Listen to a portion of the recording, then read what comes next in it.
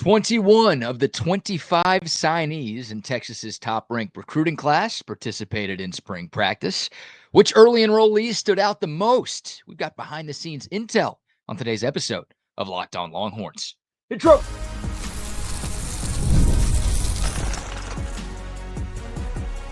You are Locked On Longhorns, your daily podcast on the Texas Longhorns. Part of the Locked On Podcast Network, your team every day. Welcome in. You are locked on to the Texas Longhorns. I'm your host, BK Brad Kellner, Texas grad, Austin native, and longtime sports radio host here in the Lone Star State. Thank you for making Locked On Longhorns a part of your day every single day. We're free and available wherever you get your podcasts and on YouTube as well. Please like, subscribe, leave a comment, and tell your Longhorn friends about Locked On, your team every day. Today's episode is brought to you by Game Time. Download the Game Time app, create an account, and use code LOCKEDONCollege for $20 off your first purchase. By this point, you all know that Texas brought in the number one recruiting class in the country in the 2025 cycle. And by this point, you know that 22 of the 25 signees in this class are already on campus. You probably know that 21 of those 22 were full participants in spring practice. The 22nd is Jonah Williams, who, of course, is with Jim Schlossnagle and the Texas baseball team right now. But 21 early enrollees participated in spring practice. There's a lot of talent. Of that list, you got 4 5-stars, 13 4-stars, and the other 4 were 3-stars. So, again, a bunch of talent being added to an already loaded roster. Who stood out the most? Kind of difficult with all of that talent around you. We've got 6 freshmen who stood out above the others, starting with offensive tackle Nick Brooks. Now, I know Nick Brooks made headlines for the wrong reasons last week, but on the field, according to multiple insider sites, he has been ridiculously impressive. And look, Nick Brooks is going to stand out because he's 6'7", 353 pounds. He's a guy who's hard to miss. He's the first guy off the bus. You take a look at him and you're like, oh, yeah. I mean, he, even amongst a very big offensive line group, that guy stands alone at that size. But he apparently has been really, really good as well. He has worked his way into the 2 deep. He is expected to be this team's backup left tackle behind Trevor Goosby. So if something happens to Trevor Goosby, remember, Trevor Goosby was in a similar spot last year. Kelvin Banks, the obvious starter at left tackle. Everybody knew how good he was. Kelvin Banks goes down pretty late in the season. Trevor Goosby steps up. He has to step in, and he did a tremendous job. That could be Nick Brooks this year. Obviously, you hope Trevor Goosby is able to stay healthy for the entirety of the season, but Nick Brooks might be one play away from being a big part of the left side of the Longhorns offensive line. And then look, Trevor Goosby, thinking more long-term, or at least longer term, Trevor Goosby is draft eligible after this year. He's a redshirt sophomore. So if he puts together a fantastic season and shows us some of the things that he showed us towards the end of the year against A&M, against Georgia, and in the college football playoff, then Trevor Goosby could be gone. And that means Nick Brooks, as a true sophomore or redshirt freshman, we'll see what he ends up being, could be the starter at left tackle. So I think he's your long-term answer there. And again, he might be closer to playing than I think most people expected him to be when he originally signed with Texas in December. Some quotes from the insiders. Good feet, sets well in pass protection, excellent length, obviously, strong hands, and a strong punch. Another quote I like to see, doesn't reach or get off balance, end quote. It's always a concern with young offensive linemen, and that's always a concern with bigger offensive linemen, is they reach a little bit too much. The athleticism doesn't necessarily match the frame, and it sounds like Nick Brooks, for a guy at that size and stature, is able to move pretty well and control his body pretty well. So, look, Kyle Flood, one of the best offensive line coaches in the country. He evaluates really well. He develops really well. Sounds like Nick Brooks was, I don't want to say close to a finished product, but it sounded like he was pretty far along when he stepped foot on the 40 acres, and he continues to impress on the field. Off the field, got to clean some things up for sure. All right, on to number 2, early enrollee freshman who stood out during spring practice. Tight end Amari Winston. This one may come as a bit of a surprise. Winston is one of the 4 3-star early enrollees that I talked about. He was, in fact, the second lowest rated prospect in Texas's number 1 ranked 2025 class. the 603rd ranked player overall and the 32nd tight end in the nation, according to the 24/7 Sports composite rankings. He was kind of viewed as just an H-back and more of a blocking first player when he got to Texas. But apparently in spring practice, Winston showed this coaching staff that he is a lot more than that. He's 6'1", 246 pounds, not your stereotypical tight end size in the SEC, right? That's not what JT Sanders was. That's not what Gunnar Helm was. That's not what most tight ends in major college football are. Maybe that's why Amari Winston was so low in the rankings. That may have been his issue. It might have not have been a skill thing. It's just, 6'1", 246, and he's a tight end. Let's drop him down a few spots because of that. But Steve Sarkisian is very high on Amari Winston. At least he was throughout spring practice. Here are a couple of quotes from Sark during the spring. Quote, Amari has tremendous balance and body control for a guy his size at just under 250 pounds. He's got really good movement. He's got great ball skills. He's got strong hands. When he catches a ball, he transitions quickly into a runner with it in his hands. And I'll say this, he's really smart. He's kind of an H-back for us in 12 personnel, but in 11 personnel, we're taxing him with learning our Y, which is the receiving tight end, position. So he's learning two positions simultaneously, and he's learning it well. That was Steve Sarkisian, who also added, quote, I'm really impressed with him, end quote. So that's a good sign. Again, not a lot of people talking about Amari Winston because of how he graded out on the recruiting trail, only a 3-star. But hey, Gunnar Helm was a 3-star coming out of high school. We all saw how good he turned into over the course of his Texas career. That guy set school records for catches and receiving yards by a tight end in 2024. I'm not saying expect that from Amari Winston this coming season. I'm not saying expect that from Amari Winston at all. I am saying don't sleep on the 3-stars, right? Gunnar Helm, a 3-star. Guy like Tavondre Sweat was a 3-star, turned into the Big 12 Defensive Player of the Year and an early second-round pick in the NFL draft. Everybody loves those 4 and 5 stars. And hey, you need those guys to compete for championships in this sport. But finding those gems, those diamonds in the rough, those lesser heralded recruits, those guys can make huge differences on a roster. Texas has had some success with them in the Steve Sarkisian era. Maybe Amari Winston is next in line, and we'll see. Maybe there's some playing time available. Obviously, the Longhorns went out and got Jack Endries from Cal. I think he is your plug-and-play day one starter at tight end. But again, this team does a lot of 12 personnel. You'll see 2 tight ends on the field at multiple times. I know you've got Spencer Shannon, who's a couple years older than Amari Winston and bigger. And you've got Jordan Washington. You've got Nick Townsend, who's going to come in this summer. There are other bodies in that room, but you haven't really seen anything from any of those guys. Jack Endries is the only guy with any college production, and none of that has happened at Texas. So Amari Winston, with a great spring, caught the coaching staff's attention. Love that. Moving on. How about a running back? Texas brought in 2 early enrollees in this class, and apparently one of them was really making things happen. And I'll say is really making things happen because he continues to receive rave reviews. James Simon, the 4-star from Shreveport, Louisiana. Again, not as highly regarded as some of the other running backs in this class. And then you look at some of the tailbacks that Texas has brought in recently, right? Bijan Robinson, number 1 running back recruit in the nation. C.J. Baxter, number 1 running back recruit in the nation. Jarrett Gibson, 3rd-ranked running back recruit in the nation, right? Like, those are the needle movers, and those are the guys that most fans get excited about. Look, James Simon was a 4-star. I think some websites had him as like the 9th or 10th back in this class, so he wasn't lowly regarded by any stretch. But again, you got to scroll down a little bit if you're just looking at a ranking of all of these signees that Texas brought in this year. You got to scroll down to find James Simon. Horns 24/7 quoted a source saying, quote, James Simon is Jarrett Gibson with better hands, end quote.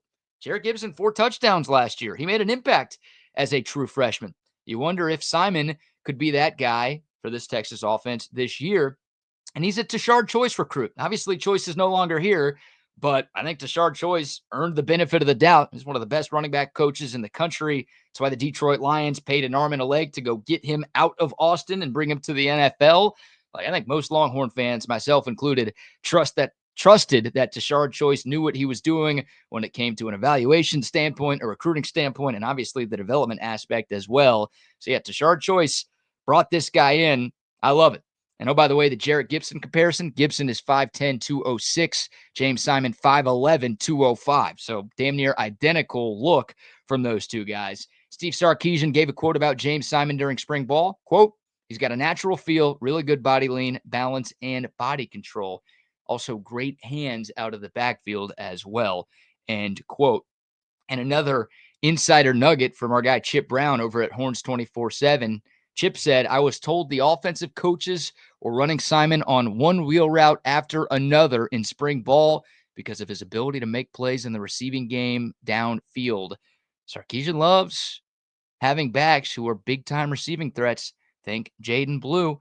That's why even though Jaden Blue had fumble problems last year, he still played a lot. I mean, look at the college football playoff game against Ohio State. 2 touchdowns for Jaden Blue on pass catches out of the backfield. Sark loves running backs who can catch. Trey Wisner's pretty good at that. Texas, I think, has a few guys who are pretty good at that. But that's going to help James Simon crack a very deep running back rotation. I mean, I think it's the most loaded running back room in the country with Wisner, with Baxter, with Gibson, with Clark, and these 2 freshmen. It won't be easy to get playing time early, but Steve Sarkisian has shown that he's going to play the best players regardless of how old you are. So, yeah, if James Simon is as good as people are making him out to be, you might see a little bit of him when we get to the fall. All right, I promised you 6 names. That means we've got 3 more to go. The other half of this list of standout enrollee freshmen for Texas football. It's coming your way next, right here on Locked On Longhorns. But first, a word for our friends at Game Time. There's nothing like the atmosphere of an NBA playoff game. Every bucket, every defensive stop, every moment feels huge. It's electric in the arena, and with Game Time, you could be a part of it without the stress of last-minute ticket hunting. Game Time makes it fast and easy to get your playoff tickets, even when the demand is sky high. And the crazy thing, prices actually go down the closer you get to tip-off. They've got last-minute deals that could save you up to 60%. It's not just NBA playoffs. It's all sports. It's comedy. It's theater. It's concerts, all of those things. They've got you covered with Game Time, and their all-in pricing means you're not going to get hit with any last-second surprise fees. What you see is what you pay. So take the guesswork out of buying tickets with our friends at Game Time. Download the Game Time app, create an account, and use the promo code LOCKEDONCollege for $20 off your first purchase. Terms apply. Again, create an account and redeem the code LOCKEDONCollege for $20 off. Download Game Time today. Last-minute tickets, lowest price, guaranteed. Welcome back to Locked On Longhorns, your team every day. 3 down, 3 to go on our list of 6 standout freshmen during Texas spring football. And these, by the way, are in no particular order. Can't remember if I said that earlier, so I'll say it right now. Thanks to our friends at Horns 24/7 for hooking us up with some of the information in today's story. I want to start this segment with a wide receiver, Dalon McCutchen. Telling y'all, don't sleep on this kid. Don't sleep on this kid. Texas brought in 2 5-star receivers and another very highly ranked 4-star receiver in this class. McCutchen was also a 4-star, but he was the lowest rated of the 4 receivers that Steve Sarkisian and Chris Jackson brought in this class. People haven't been talking about McCutchen as much as the others. It sounds like people should be talking about McCutchen a little bit more. And by the way, he was the 13th ranked receiver nationally. So he was just outside the top 100 overall. It's not like this guy's a scrub. It's just the Longhorns brought in such a great, deep wide receiver class that, yeah, I mean, Khalil Lockett, Jamie French, Michael Terry, those guys have garnered more of the headlines. But Dalon McCutchen, Texas kid from Lovejoy, 5'11", 175. I mean, Steve Sarkisian went out of his way on multiple instances during the spring to call him out in a good way. Insiders were saying that McCutchen was the quickest of these freshman receivers to pick up the offense, also called him the most consistent of the 4 freshman wide receivers. You heard about some drop issues with some of the Texas wide receivers. Dalon McCutchen, you didn't hear that about him. So, again, don't sleep on this kid. Some great quotes from Todd Dodge, legendary Texas high school football coach. 7 state championships to his name. Also a former Texas Longhorn quarterback back in the day as well. He coached Dalon McCutchen at Lovejoy. I'm going to read a couple of things from Todd Dodge here, and this should really get you excited about what this young receiver is bringing to the table. Todd Dodge said, quote, I tell you what, Dalon McCutchen, for a high school player, I don't know that I've ever had anyone better than when he enters the field for a practice. He prepares professionally. He was a 90 catch guy this year for us. He's an unselfish kid. He's really good with the ball after the catch, and he's only going to get better. The thing about him is his ceiling is so high because he's going to put on some real good weight on that nice frame. He's listed at 5'11", but he plays bigger than that because he's so long. He's a great route runner, good after the catch, sneaky fast. He's a kick returner, punt returner, just a real versatile guy. I'm sure they're going to want to probably play him inside. He played inside and outside for us. I moved him around a lot, but he's a very, very high IQ football player who's going to be a huge asset for the University of Texas football program. End quote. Sorry, Coach Dodge. I jumbled some of those words there. But high praise from a guy who's won 7 Texas high school state championships. He's seen a thing or two. He's seen a player or two, and he's had some incredibly talented players come in through his South Lake Carroll teams, his Westlake teams, now his Lovejoy teams, saying he prepares like a professional. That is high praise from a great, great coach. Dalon McCutchen, 90 catch guy last year, can help in the return game as well. I mentioned he's 5'11", 175. That frame feels like he's going to be more of a slot guy at Texas. Has to put on some more weight. I'm sure he already has, and I'm sure he will as he continues to work with Torrey Becton and this strength and conditioning staff. We'll see if Dalon McCutchen can crack the wide receiver rotation early. Sark usually keeps a pretty small circle of guys that he trusts at wide receiver. But if McCutchen can keep doing what he did in the spring, he's going to have a chance to get to play. All right, on to the next one. We'll wrap up with 2 defensive backs, starting with the 5-star corner, Cade Phillips from the Houston area.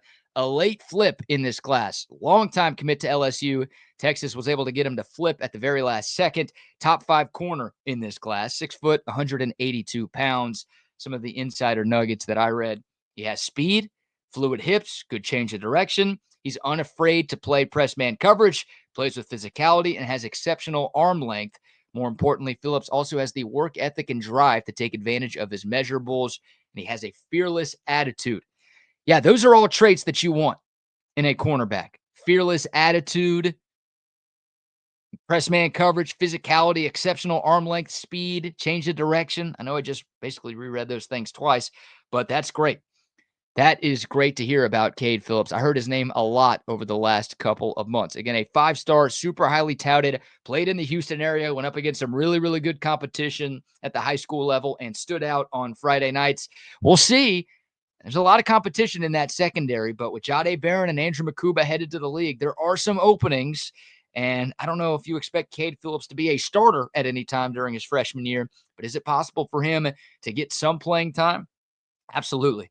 If this kid is as good as advertised, and again, that work ethic and that fearless attitude, you've got to be fearless when you're going up against some of these great wide receivers. Texas will play the best receiver in the country in week 1 with Jeremiah Smith. You think of some of the other great receivers in the SEC, like you've got to be fearless and willing to go up against some of those future NFL receivers on the outside, and you got to be able to forget stuff. You're going to get beat. You're going to have a bad rep in practice. Hell, he's going up against great receivers at Texas in practice. You're going to have a bad moment or two. You got to shake it off. You can't lose your confidence. You can't lose your swagger. And by all accounts, Cade Phillips put a lot together in his first few months on the Texas campus. Last but not least, Grayson Littleton. Another corner, another top 100 prospect in this class from the state of Florida, 6 foot. And you wonder, again, where do these guys fit in? For Grayson Littleton, he has been working out more at the star position, the nickel corner spot on this Texas defense. And there's an opening there because Jalen Gilbo was your starter at star last year. He's doing what Jahdae Barron did. He's moving from star to the outside. So there's kind of an opening there. Now, Derek Williams Jr., if he's able to come back from that knee injury he suffered against Oklahoma, I think he's the leader in the clubhouse to get that starting gig. You've got Wardell Mack there as well going into year 2, but it's not the deepest room that Texas has. And again, Grayson Littleton been getting some run there early on, so not a super deep position. You've got the likely starter coming off of a pretty serious injury that required surgery. Again, you want Derek Williams Jr. to be the guy because you saw flashes of greatness from him before he got hurt. But opportunity there for Grayson Littleton. Some of the quotes I read about him: super focused, incredible instincts, and ability to close on the football. Insider said he made a ton of plays during the spring. That's what you want from your secondary, right? You want playmakers. You want guys with great instincts. You want guys who are going to take the ball away and just make plays. Sounds like Grayson Littleton was doing a lot of that. So, yeah, where does Cade Phillips fit in at corner? Can he jump a Kobe Black? Can he jump a Warren Roberson and kind of piece in there right behind Manny Muhammad and Jalen Gilbo? And then Grayson Littleton, where does he fit in? Again, seemingly playing more of that nickel position in this PK defense. Where does he get to play? When does he get to play? How much does he get to play? All questions that will be answered when we get to the fall. But some interesting and positive nuggets leaving spring practice, and obviously some storylines that Texas fans are going to be paying close attention to when we get to training camp in the fall. Elite class, elite talent, guys making an impact already. You'll love to hear it. Texas doesn't have to rely too heavily on any of these freshmen, but hearing that these guys are making a name for themselves early on, never a bad thing. They're the future of this Texas program, after all. All right, good stuff there. Talking Longhorn football. Let's shift gears here. A little Texas basketball conversation. We've got some details on Sean Miller's new contract with the Longhorns. It's been made official. We got years, we got money. Apparently, Sean Miller's getting access to a private jet as well. All the details for you coming up next, right here on Locked On Longhorns. But first, did you know that your Fire TV is also an Xbox? Turn any TV into your gaming and entertainment hub with Fire TV Stick 4K devices. No console required. Just grab your paired controller, subscribe or sign in to Xbox Game Pass Ultimate with EA Play included, and boom, you're ready to play just like that. Hundreds of premium titles from EA Sports College Football 25 to the new Call of Duty.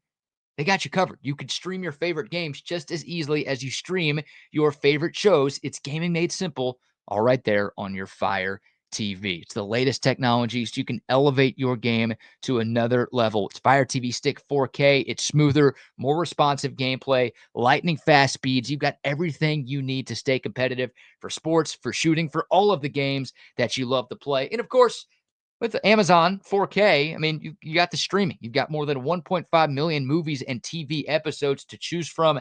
Netflix, ESPN Plus, Prime Video, Disney Plus, all that stuff. It is right there for you on one device. So whether you're a hardcore gamer or hey, somebody just trying to get into gaming for the first time, check this thing out. Again, no console required. This is your gaming and entertainment hub. Head over to Amazon.com/Fire TV Locked On to get started.